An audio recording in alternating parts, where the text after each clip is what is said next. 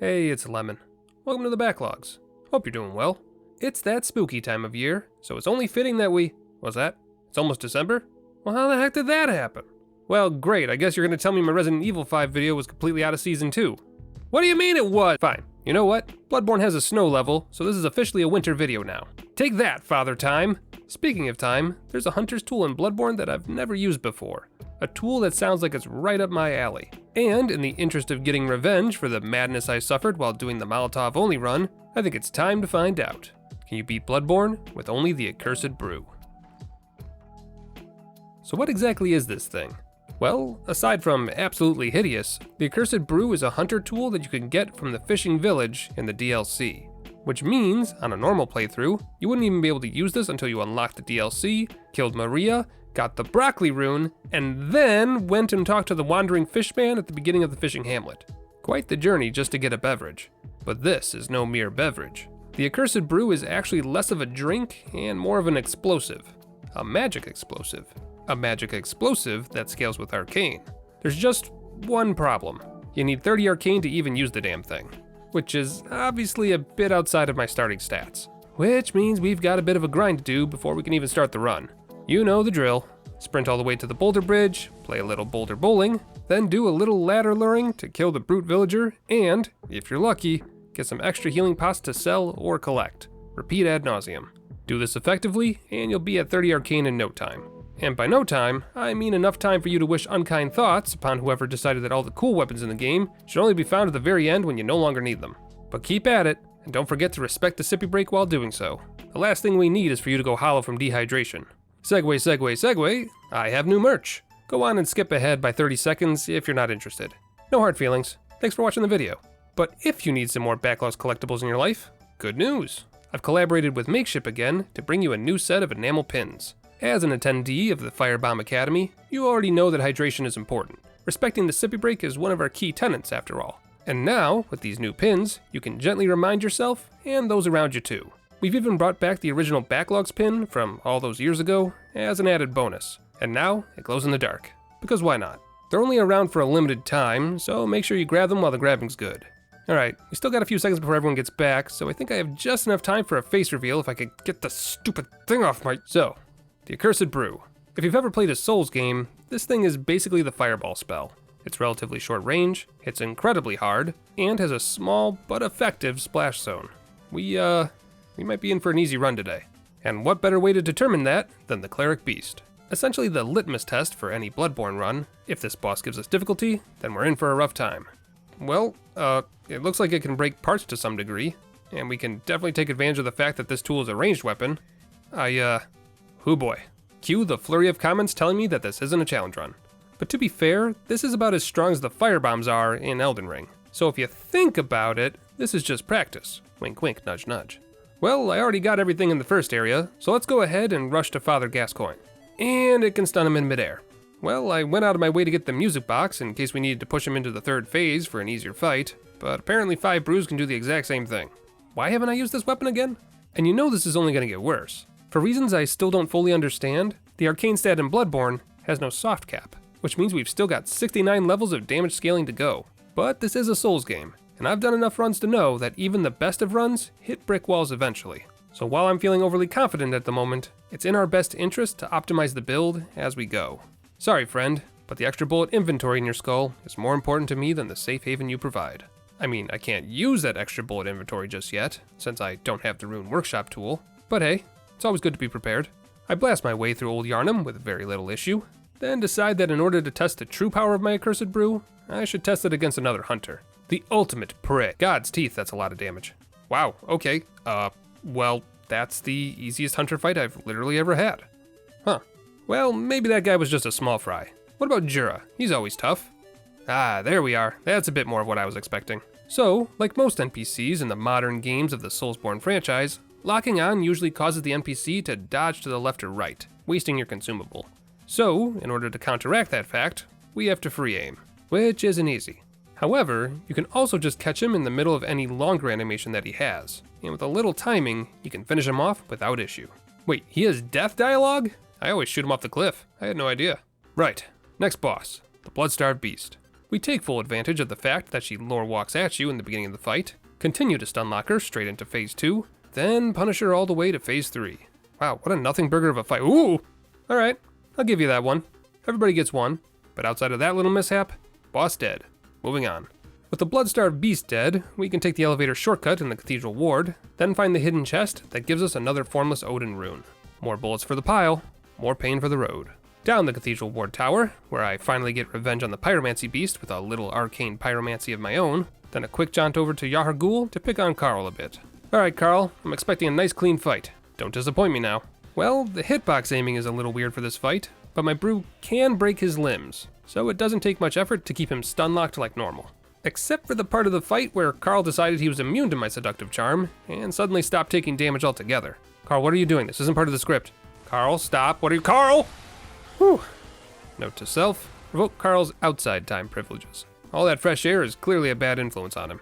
But, with our arcane rising above 40, and Eileen saved from a riposte with the power of explosions, things are looking up.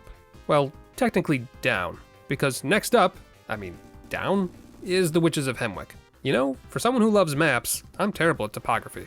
Regardless, once we get to the witches themselves, none of that matters anymore. Another essentially non-existent boss fight. I'm literally doing upwards of 1,000 damage per cycle. This is absolute nonsense. Oh no. Oh, you didn't. Why would you ever think spawning next to one another was a good idea? Well, another boss down, and the Rune Workshop tool acquired. Though at this point, I'm not even sure I need it. Back at home base, I equipped the 2 formless Odin runes I have, giving me an extra 7 bullets. Then, after much deliberation, decide that I don't need the additional 5 blood bullets that the Communion rune would give me, and opt to apply the Moon rune instead for the extra blood echoes. Because any extra arcane we can get at this point is just going to help in the long run. Right, who's next? Vicar Amelia? God, are we at the halfway point of the run already? What is this build? I just can't get over how strong and overpowered this Hunter's tool is. Not only does it do absurd amounts of damage to the early game bosses, probably due to the fact that it's purely arcane damage, but the fact that it pretty much stuns its target every single time is insane. And with the additional 7 bullets we now start with, plus the 5 blood bullets I can add to the roster with a little pre-planning, I have a full 16 Accursed Brews to throw at the boss, which means the likelihood of me having to restock with blood bullets halfway through the fight has more or less reduced to 0. Another boss down, just like that. I think I have a new favorite weapon. But after touching the skull that Dad very clearly told me not to touch, it's off to the Forbidden Woods to kill the Shadows of Weathertop. Yarnum. Now if you're familiar with my videos, this challenge run probably feels like a whirlwind. Normally, I'm still detailing how to get past the tutorial at this point in the video. Maybe the first few bosses, if we're lucky. But we've killed, what, 6 bosses already? And aside from the ludicrous damage we're outputting, there's another reason why it feels like we're just sprinting through the game. It's because we are.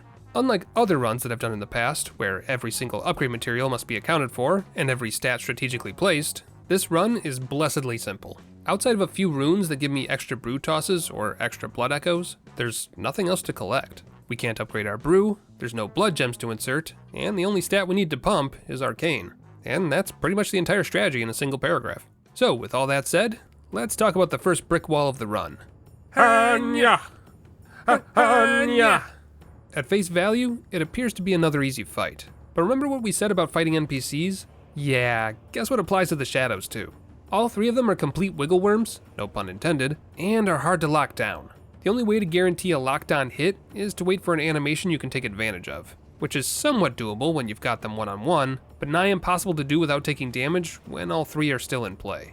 The next problem is our ammunition. If we play perfectly and never take any damage, we've got about 60 brews to throw. More than enough, even when you consider any missed shots. But playing perfectly is a tall order when you're being attacked from 3 different sides, with every single blood vial used reducing our total brew count by 5.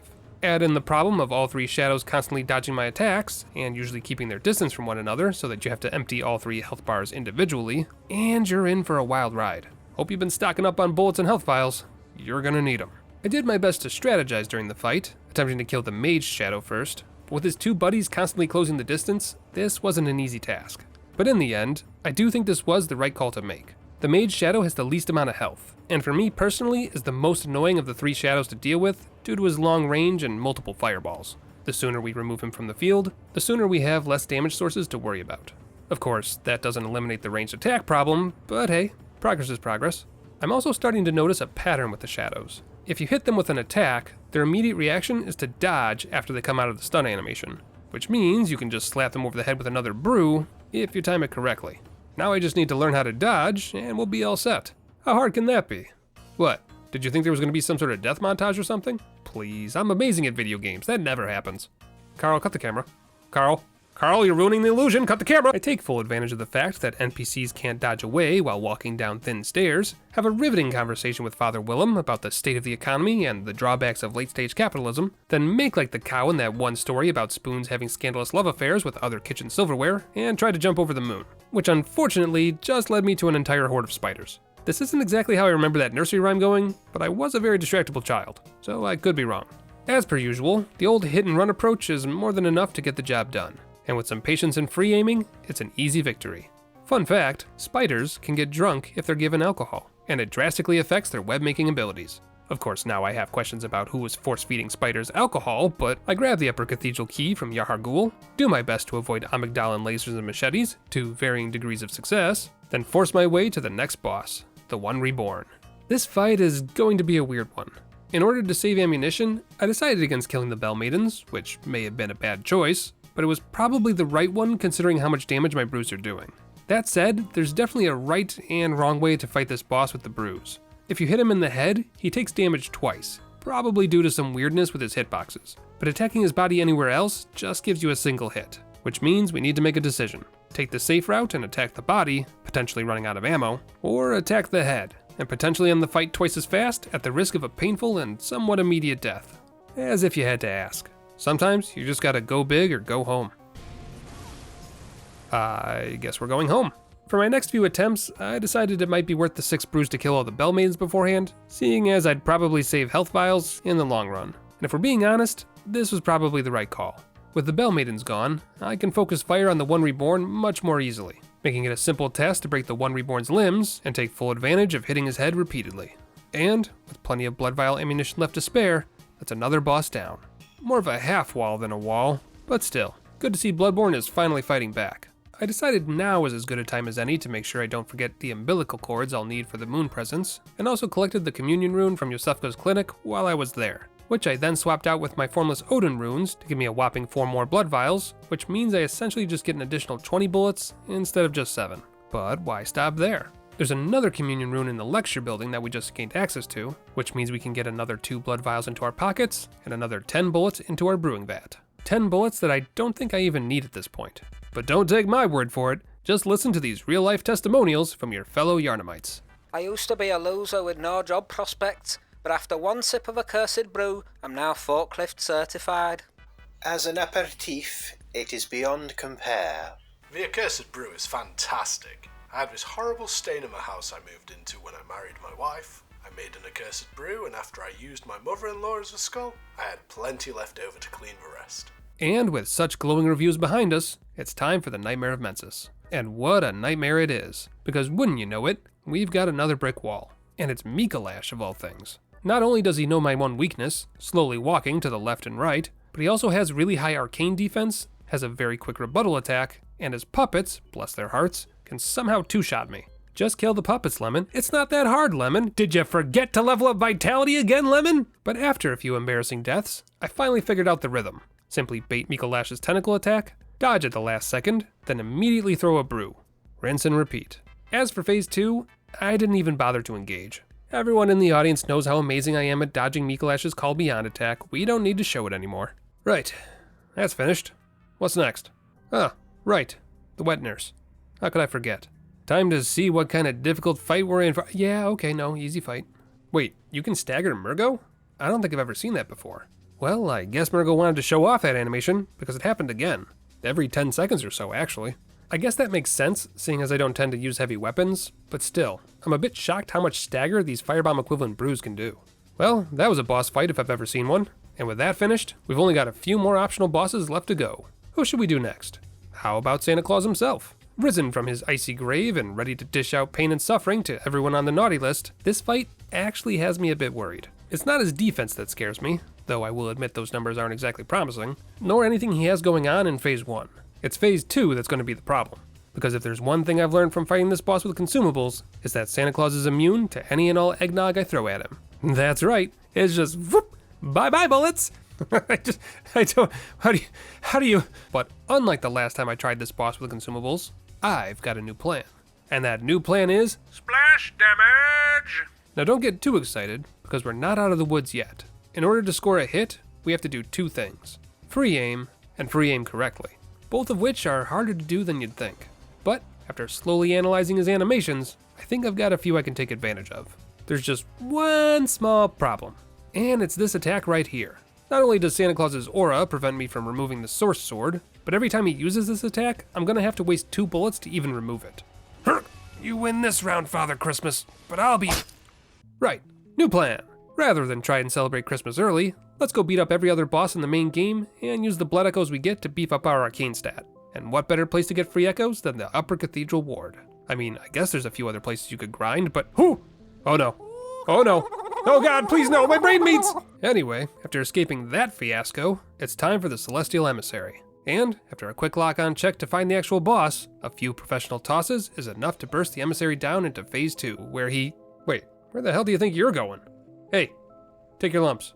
Phase 2 goes much the same, if not even easier than Phase 1, and Phase 3, if such a thing even exists, is also eerily similar in nature, proving once again that Bloodborne has no idea how to handle a build that uses ranged attacks. And to prove that fact, we're going to do the exact same thing to the Daughter of the Cosmos. See? Completely powerless. On a more serious attempt, Rita does prove to be a bit more of a challenge than the previous boss. She has a higher arcane defense, can actually land an attack on me, and when push comes to shove, Rita shoves back hard. But there is one weakness we can take full advantage of. Her face. Covered with more macaroni than you can shake a spoon at, if you break her face, every brew you throw will begin to do 4 digits worth of damage. Which means you can get some big damage in while she's transitioning to Phase 2. But make sure you take full advantage of that fact throughout the rest of the phase as well, because if you aren't aggressive enough, well, let's just say I'm starting to remember why you put a few points into vitality. Bit of a side note, but did you all know that she has a grab attack? This is completely new to me. I had no idea this existed. I also really appreciate how after she consumes you, bones and all, the camera follows your currently devoured corpse through her neck and into her stomach, because FromSoft knew we needed that in our lives. Okay, Lemon, we lost last time because we weren't greedy enough. Let's learn from that mistake. Right, that's enough of that. Get out of here, yous. I got a DLC to clear. And one smooth grabbing animation later, we say hello to Amy's cousin, then begin sprinting our way through the DLC. Because much like the main game, there's really not a whole lot for us here. Outside of leveling, the build is complete, which means it's time for everyone's favorite Clydesdale, Ludwig. Unsurprisingly, Ludwig is a bit of a mixed bag. His legs can be broken, which means we can do a bit more damage and get an extra shot or two while he's staggered, but getting a hit off on a leg that isn't already broken is highly dependent on how he moves and whether or not his hitboxes feel like giving you the hit or not. In the end though, I was able to break 2 or 3 of his limbs, which brought him down to half health, which means that we now get to test out our vintage brew on Ludwig's second phase. Because if I'm being honest, I don't even know what kind of brew I've been throwing at the enemies this entire time. Is it an IPA, a hard liquor, barrel-aged bourbon, bottom shelf booze, or a curated box of snacks? That's for the audience to decide. All I know is that it does a lot of damage, and that it smells like formaldehyde. In any case, I shove my fist into some poor sod's skull, get repeatedly beat to death while trying to remember how to navigate the research hall, and eventually encounter the next boss of the DLC, the Living Failures. And true to their name, they do not disappoint.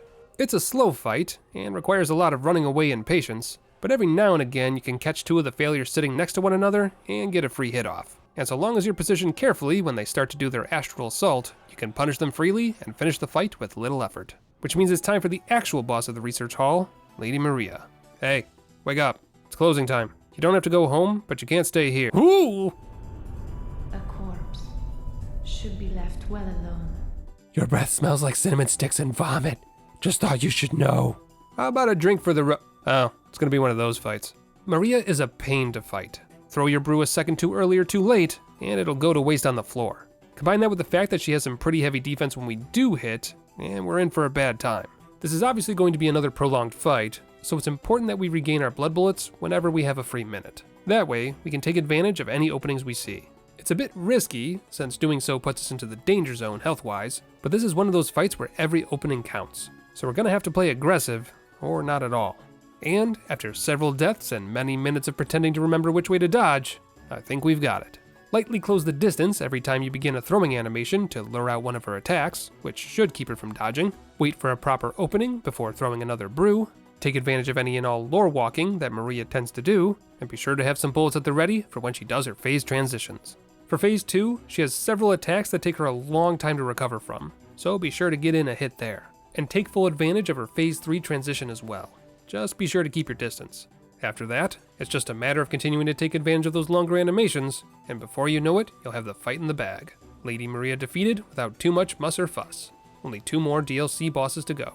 I say hello to the resident brewmaster, who seems to be a bit deep into his cups at the moment, dip, duck, dodge, dive, and dodge through the fishing hamlet, and, after pretending not to notice all the drunken, disorderly fish folk just lying about the place, it's time for the boss that seems to give me the most trouble in every run I do, the Orphan of Kaz.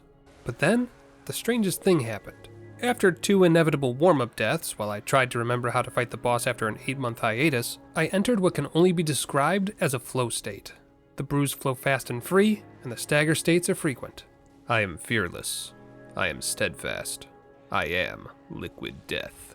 And when the drink is gone, and the room dark as pitch, all that remains is the inner thoughts you tried to quell. The thoughts that were too loud before the brew are now screaming, and there is nowhere to run. Some people hear their inner voices with great clearness, and they live by what they hear. Such people become crazy, or they become legend. What? Did you think I'd do a Bloodborne video without going mildly insane? Don't be ridiculous. It's practically a tradition at this point.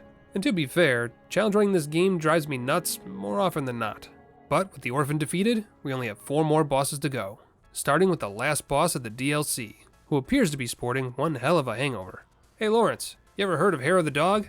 Well, you have now! Weird thing about Lawrence, he's essentially a beefed up version of the Cleric Beast, but so long as you stay an arm's length away from him, he's actually just as easy as the Cleric Beast was.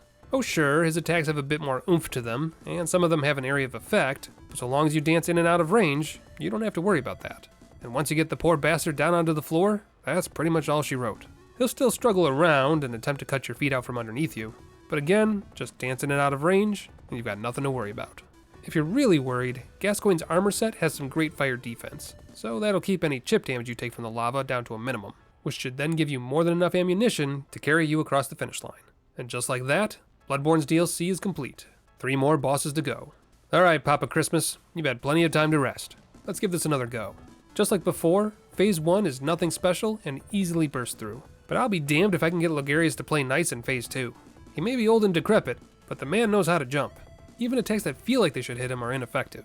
But then, just as I was about to give up and pay my tab, it happens.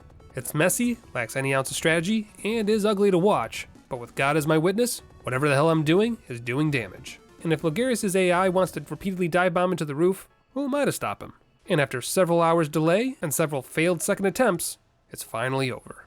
The future is now, old man. Speaking of old men, Gehrman over here is cruising for a bruising. But much like every other run we've ever done, if you can beat the DLC bosses, you can definitely give Gehrman a beating as well. It does take a little longer than expected, since Gehrman was feeling particularly youthful this go around, but after forcing my way through the rest of the game, my reflexes are pretty much back to their original state. And Gehrman's limping lore walk isn't exactly doing him any favors either.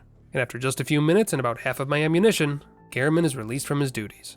But with Gehrman dead and the dream slowly fading, there's only one last speed bump in my way. The guardian and creator of the dream, the Moon Presence. But despite its best efforts to convert me to its cause and make me one with the old blood, it forgot one thing. I've been imbibing on my own supply this entire run. I'm pretty sure I've got more alcohol than blood in my system at this point. And so begins one of the saddest fights of the entire run. I don't think you can even call it a fight if I'm being honest. It's just that one-sided. I barely dodged, rarely healed. Hell, I didn't even reload. All it took was 20 bullets and approximately 30 seconds of mashing the use button to get the job done. This challenge run started to get a little difficult around the 75% mark, but it looks like we've rallied in the home stretch. And there you go. Bloodborne beaten with nothing more than several hundred skulls filled with mysterious purple liquid. Honestly, a way easier run than it had any right to be. I always wondered why they removed pyromancy from Bloodborne. I guess now we know why. But with that said, if someone ever finds a way to mod pyromancy back into Bloodborne, I would absolutely come back and do a full Chalice Dungeon run. Anywho, thanks for watching. Hope you had as much fun as I did. We've got a few more videos left for the year, and I think they're all spoken for at this point, but feel free to leave a comment down below telling me what challenge runs you'd like to see in 2025. I know which games I'd like to visit, but it's always good to hear from the audience. Just one last minute reminder that pins are on sale over on Makeship, and if you want any other Backlogs merch, you can go to bonfire.com to get some shirts or hoodies. Links in the description and in the pinned comment. But other than that, that's all I've got. Take care of yourselves, be good to one another, and I'll see you all again soon.